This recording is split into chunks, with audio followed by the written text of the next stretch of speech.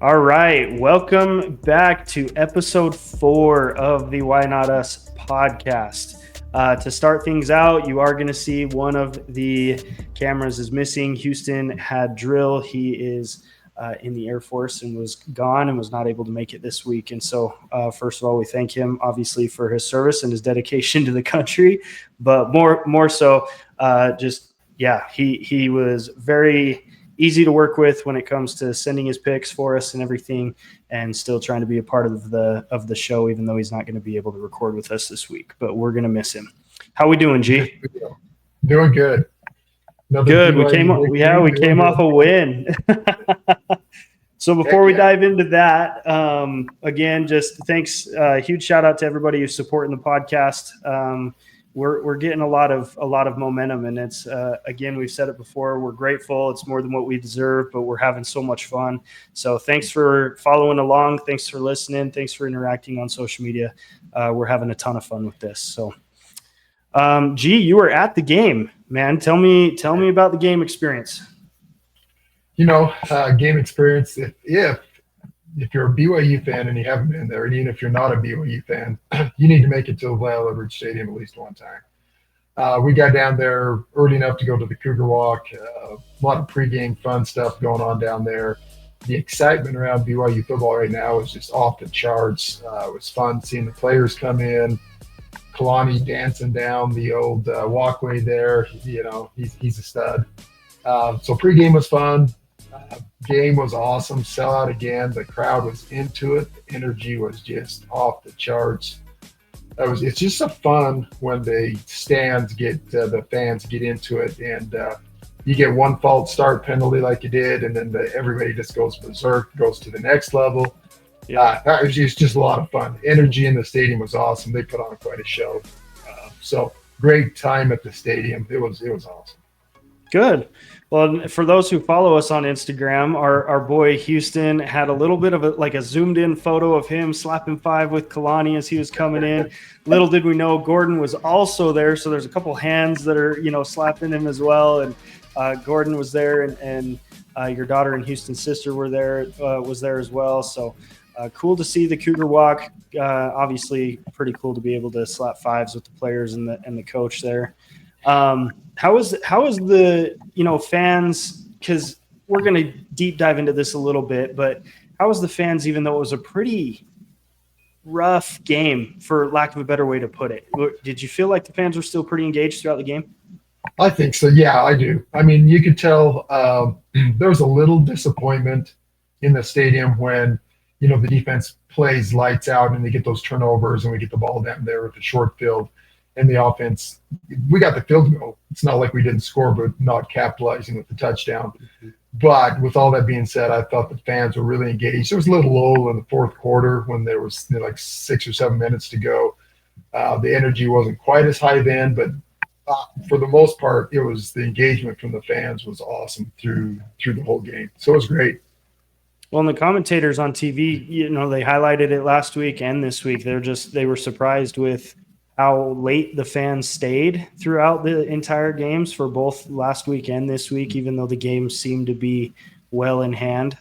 So did you see that similar to last week where the fans stayed for the most part? Yeah, it's been fun to see that. I think it's probably very similar. People didn't start leaving this week till maybe 4 or 5 minutes left in the game, and it was just trickling out. It wasn't like a mass exodus. When we left the game after it was all over, there was a huge crowd moving out. So it seemed like more people leaving at the end of the game this week than last week. But no, the crowd, like I said, the fans are engaged. It's awesome. The Rock was packed to the top. It's a pretty cool experience right now. The momentum the BYU football's got going. Yeah. Well, and I guess I said it already before, but overall about the game, a little bit disappointing, which you never really want to say about a win. You're always happy about a win, especially at the P4 level. This was arguably one of the worst teams in the P4 level, so I think we came in with some pretty high expectations as far as the scoreboard goes. But for me, pretty disappointing on the offensive side of the ball. Correct me if I'm wrong. I think our O-line struggled the worst. I think the thing that was probably the most disappointing with the O line was the mistakes that we didn't see against Portland State. So you had the Mhm. holding calls, you had the offside penalties. When we're on the 6-inch line, which should have been a touchdown, uh, and we jump off sides, those type of things. That's probably it. Really, you take two plays, you take that false start with the offensive line there, and the holding call that was questionable on the other touchdown. And then you put, 8 more points on the board, and it's 35-3, and everybody's always going, "Oh, that was a good win." And Right. so, you know, Houston and I felt the same way as we talked about it after walking out of the game. But it's hard to complain. It's a P4 win. Stanford had 2 weeks to prepare. They had a bye week. Hmm. Uh, we didn't know what to see from their defense because Hawaii was run and shoot, and our coaches said as much. But anyway, yeah, I mean, our initial reaction was just exactly like yours. Little disappointment. Then you go, well, it's a P4. We were 2 plays away from being a 35-3 win, and you know, I would argue that UCLA is the worst P4 team out there. So I think Right. Stanford's a little Don't, better. don't tell Utah that, but No, yeah. So I mean, for watching it from home and stuff, the commentators on those two calls, the one with the holding call, very questionable. Shouldn't have been a holding call in my opinion. Commentators were saying the same thing. They thought that was a little weak, but it happens. Surprised that they didn't review the LJ touchdown to try to see if that was secure. But yeah, to your point, adding another 14 points to that score probably makes us feel a lot better about the end result. I think it just boiled down to I didn't see too many explosive plays out of our offense. I was sick and tired of the screens. We ran so many screens that just didn't go anywhere. So you start questioning, okay, does A-Rod actually trust Bear, or what is it? The O line that's just not protecting well enough. So calls change. What was your take on that portion of it? yeah, the first half there was a lot of screens, and I don't know that we read as many the second half. Well, it seemed like pretty conservative play calling. The Mm-hmm. first half, I was really happy to see the second half that we started throwing the ball down the field, and Bear Mm-hmm. threw a couple darts. Dots. Yeah. Just awesome passes. So I'm hoping that's where we're going. So I was encouraged with that. I thought we would be more. We ran the ball pretty good, but I thought we might have a few more explosive plays on the run. We did not run many of those jet sweeps. In Mm-hmm. fact, I can't remember us running one in that game. Maybe we did. For the touchdown that got called back, that was one of the few jet sweeps that we ran. Uh, yeah, I mean, I think expectations are so high. As I thought about it, I'm going, why am I disappointed with a 27-3 win over a P4 program? I think Right. because expectations are so stinking high that if we don't hit that ceiling that we all think, then we're like, oh, geez. Right. But yeah, with all that being said, to answer your question, I thought it was a little conservative. The screen passes out there to the side, we really weren't very successful with them, so it was a little surprising that we kept running them. Yeah.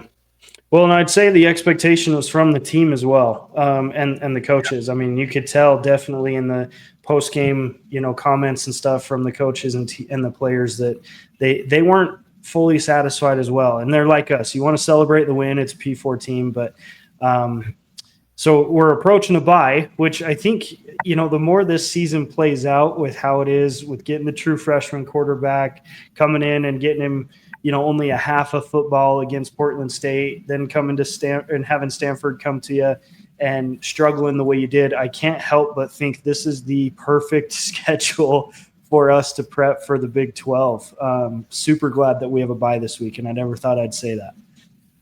Yeah, I would agree with that. I just think it's perfect timing because now you've got film from a P4 team like Stanford.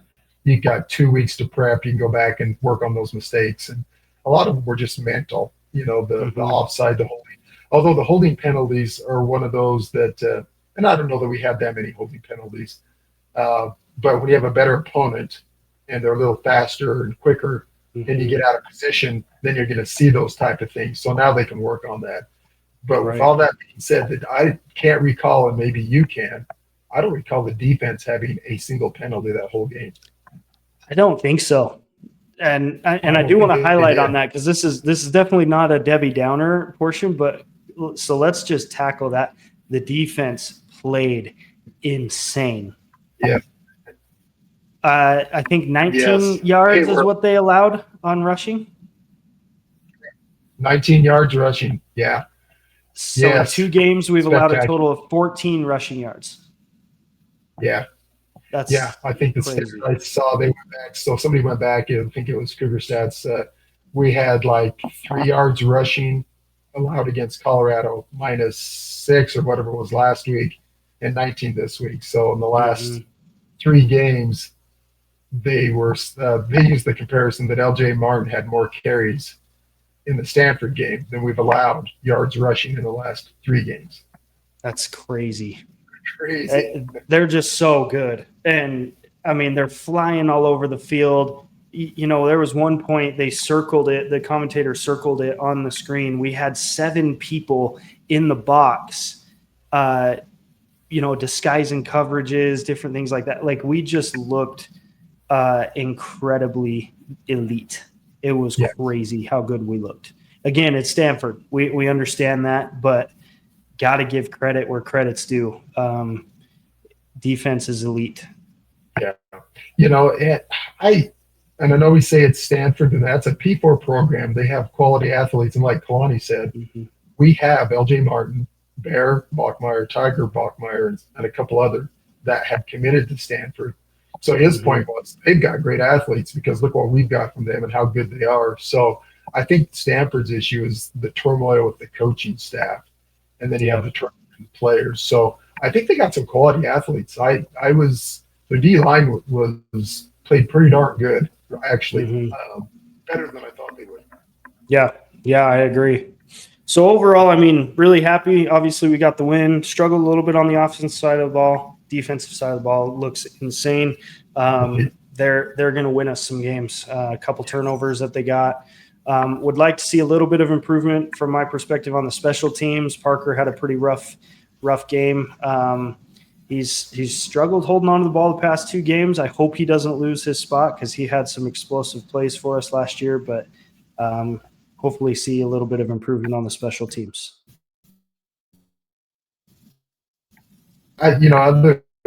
Outside of Parker not handling the ball cleanly, I thought our special team play was outstanding. You know, we have a couple big returns, and Cody Hagan had a great return on that after the safety on the kickoff, and Tiger Bachmeyer had a great punt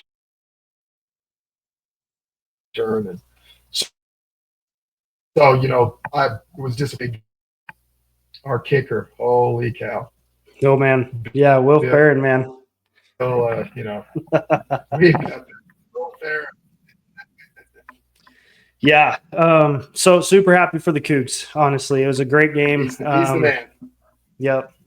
And I apologize if we have a little bit of delay. You're delaying just a little bit, Gordon. We do have a storm brewing above us that's probably going to cause a little bit of internet connection issues. So apologize if that plays into effect when we release this. But so cool. Super happy, you know, with the Cougs, like I said, and going into a bye week. So we'll discuss, I guess, what our expectations are in a little bit with that. But let's segue over into the picks that we had last week. You had a stellar of a week when it came to that, Gordon. Nice work. I had a comeback. Had to do better than the week before because I got crushed.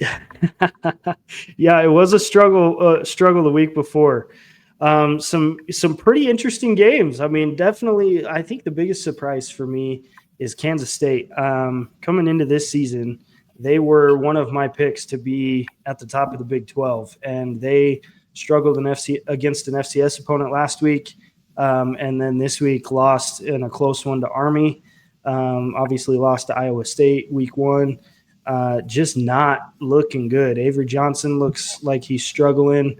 Just pretty big disappointment there.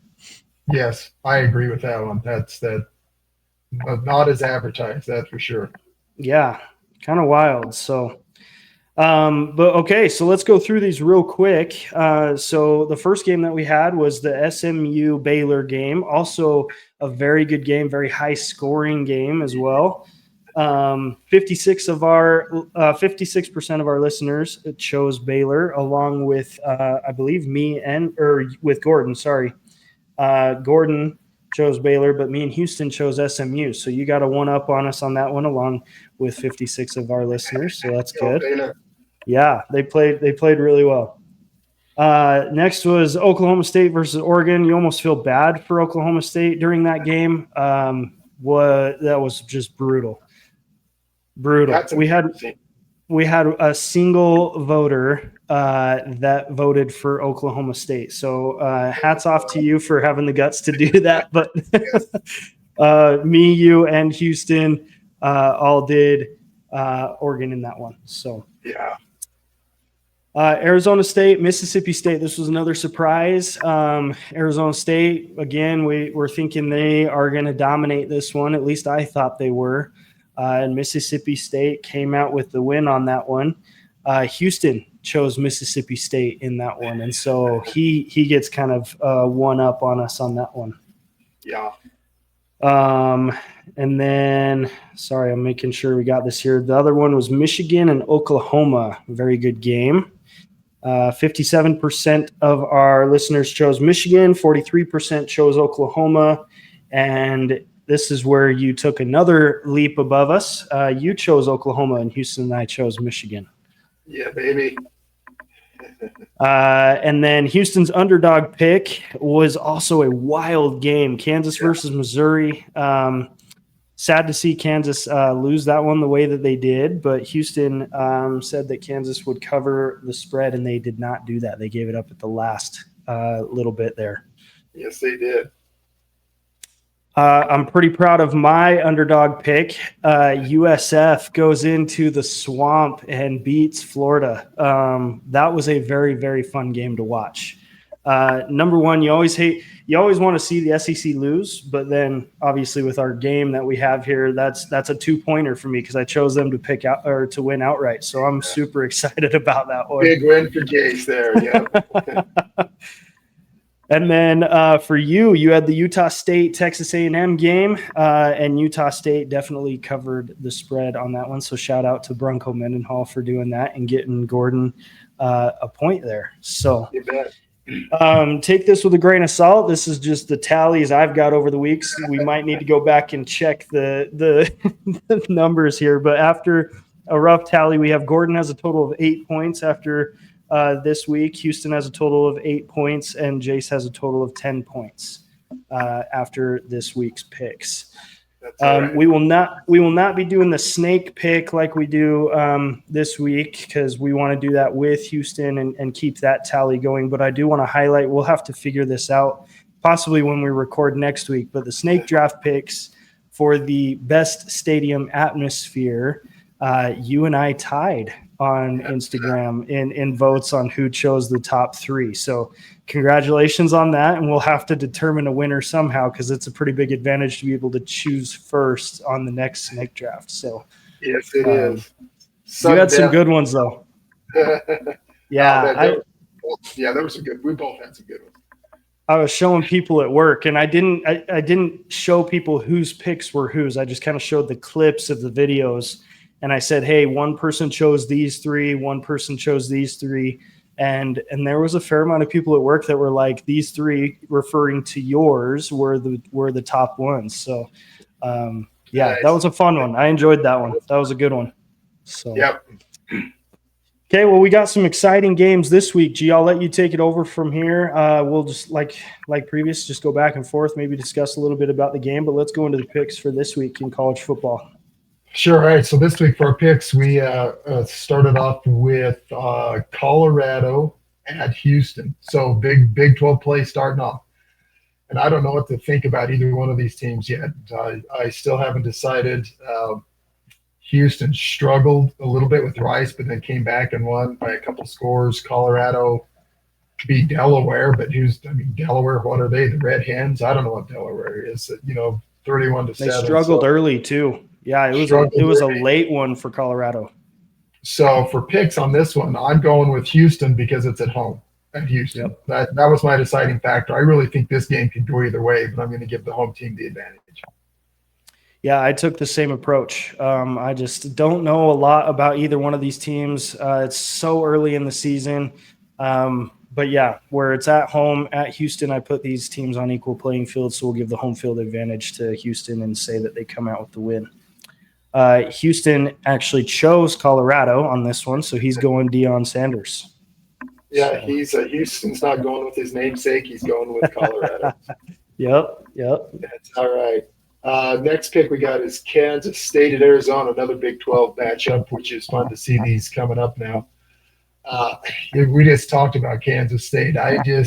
It's at Arizona, but even if this was at Kansas State, I'm not a believer in Kansas State right now. So I got to go with Arizona where it's at Arizona. Until Kansas State proves us differently, I don't know what they got this year. So Arizona is my pick on that one. Yeah, I went with Arizona as well. Very, very same reasons. Just Kansas State's not making me a believer that they're capable of winning any game in the Big 12 at this point. And as crazy as that is to say, my hope, when I was thinking about this game, I was going back and forth like, oh, are they going to turn it around? Because I think they've got the talent for sure, but there's something going on there. And with how Arizona handled, Hawaii, I'm like, I think I think they're in a good chance to win that one. And Houston also chose Arizona for that win as well. Yeah. This one we had to put in when you threw this out with Jace is one of ours. I was like, we have to do this one to see if Jace is going to put his money where his mouth is on this baby. USF at Miami.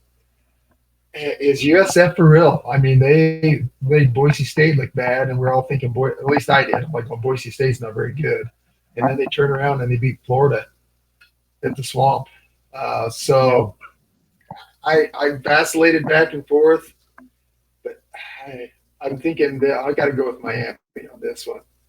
Although I think it's going to be a pretty good game. If UCF plays like they did wouldn't that be something if UCF pulls off another upset? They beat Florida and Miami back-to-back weeks. That would be absolutely insane. I can't do it, G, if I'm being honest. I can't do it. I've wanted to. I went with South Florida mostly because there's a rivalry game for the state of Florida there that they're fighting for. So, there's always crazy things that happen.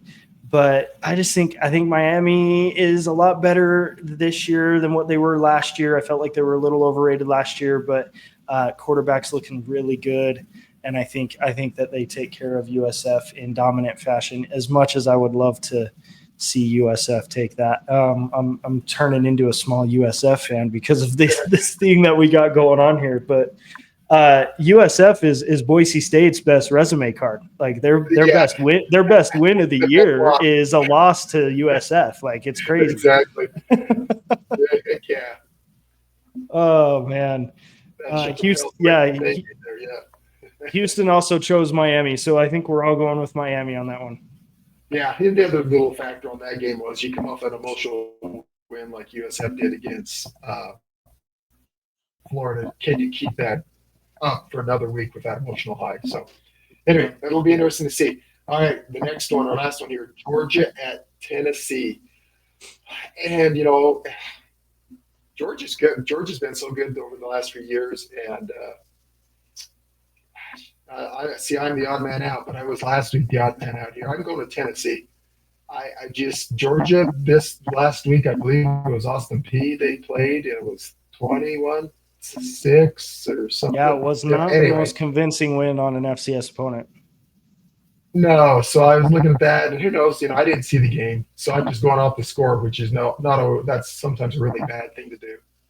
Right. But I don't know that Georgia's as dominant as they have been, and it's at Tennessee. I'd go with the Volunteers of their home field.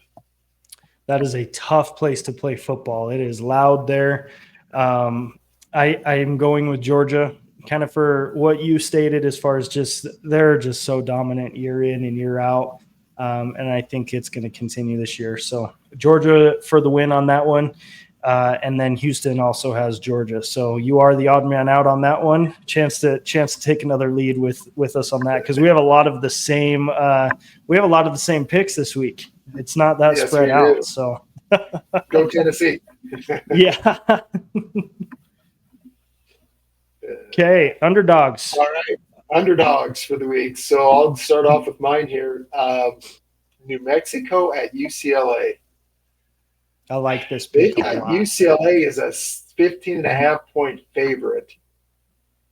UCLA has showed absolutely bumped us, and they got beat by UNLV. They were down 23-0.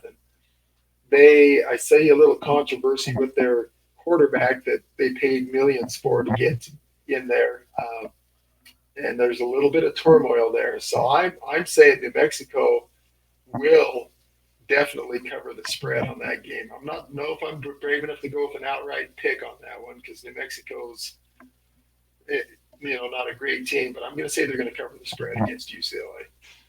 I like it. We'll go into Houston's real quick, because I'm stalling for mine because I haven't fully decided yet. So Houston chose the Wisconsin at Alabama game. Alabama is a 20-point favorite there, and Houston is saying that Wisconsin will cover the spread. So he's not picking them outright to win, but they are covering the spread. I actually looked at that game. I had to say thought there. Alabama's again one of those. I don't know that they're going to be what they were in the past. So that's a good pick. Yeah. All right. Well, gosh dang it, G. So I chose the Utah-Wyoming game. Utah is a 23.5 favorite. I don't want to dive too much into this, roller coaster of emotions when it comes to my hatred for Utah and how much the national media loves them for nothing. They didn't even make a bowl game last year. They come in and they beat a terrible UCLA team, and all of a sudden everybody is thinking that they're going to win the national championship, and it drives me insane. And a lot of it is because we just naturally hate Utah. So nothing would please me more than to see Wyoming come and just beat them. I would love it. I don't think it's going to happen as much as I want it to. So I'm just going to play it safe and say that Wyoming covers the 23.5-point spread. But gosh dang, I'm going to be a big Wyoming fan that day.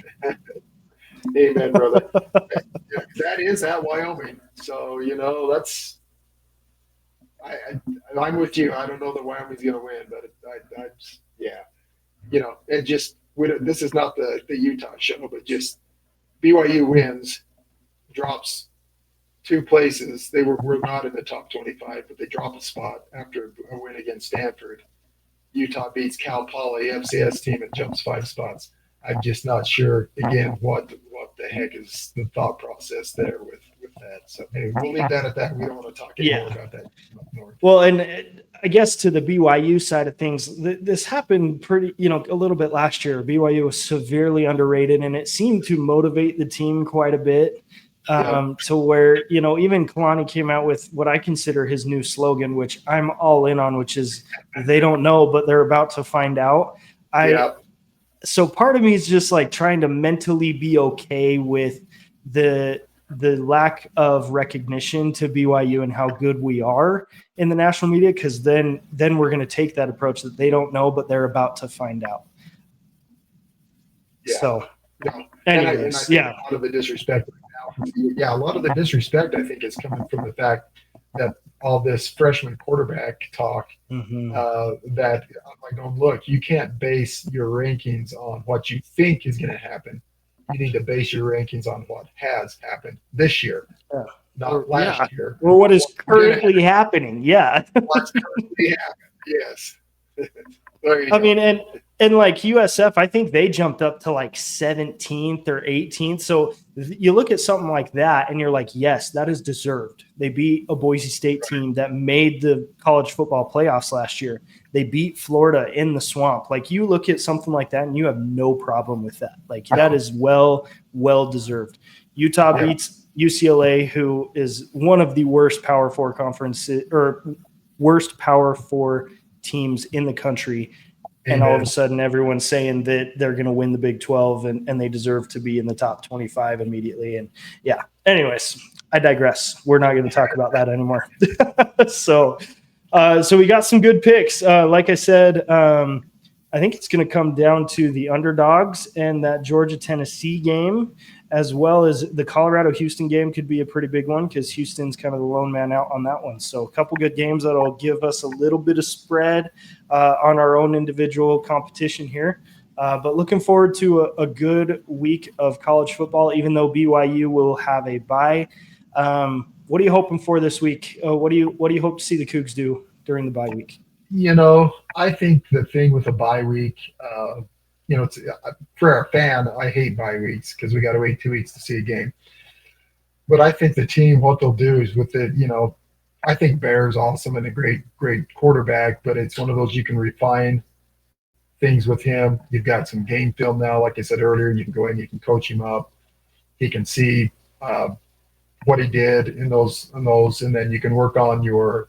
I think what I would work on as a coaching staff is the focus on the mental mistakes. We got to work on overcoming those mental mistakes because when you look at that game against Stanford, there were too many mental mistakes. We didn't do it against Portland State, but we did against Stanford. So that's what my focus would be. I'd say, okay, let's work on overcoming our mental mistakes and keeping the focus there so you're sharp after a bye week. Yep. Yeah, and I to add to that, my hope is that you have the stay humble and stay hungry mentality. I wouldn't go as far as to say that was one of our problems during this game, but when you have high expectations like the team has for each other and that the fans have, you tend to look at a Stanford, you tend to look at an ECU and overlook them. And you don't want to fall into that trap, especially as you are going to ECU and traveling across the country.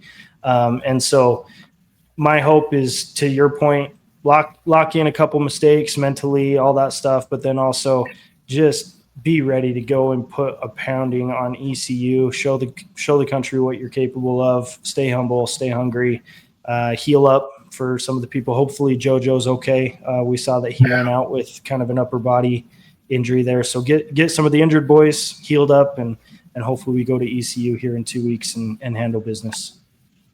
Amen on that one. Heck yeah.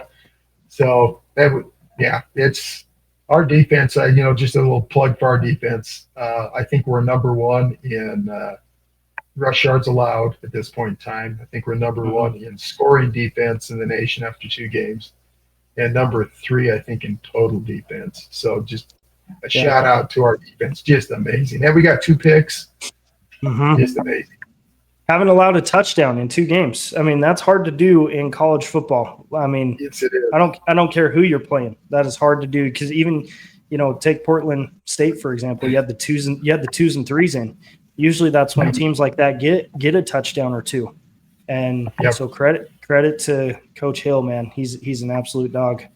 So yes, he is. Okay, well, that does it, G. Any final thoughts or things going into the bye week? Well, just I think everybody expressed it all. Just, go Cougs here. We got 2 weeks to prepare for ECU. We'll do our own scouting report on ECU so that next week we can have a good preview of what we think of the ECU. Have you seen a game time on that yet? I haven't seen the official kickoff. I have not. No, I have not either. So, and I don't know that, on the East Coast, we play good no matter what. So I'm just looking forward to that. It'll be a long 2 weeks waiting for another game, but be focused in on what the Big 12 is doing and seeing a little more what the conference is going to be like. It'll be interesting to see some of the outcomes of some of these games this week. So I might buy myself a Wyoming hat this week just to be excited about a game. Yeah, there you go. So, okay. Well, once again, thanks everybody for tuning in. Looking forward to this coming week, and we'll see you guys on the next one. Yep. Go Cougs, man.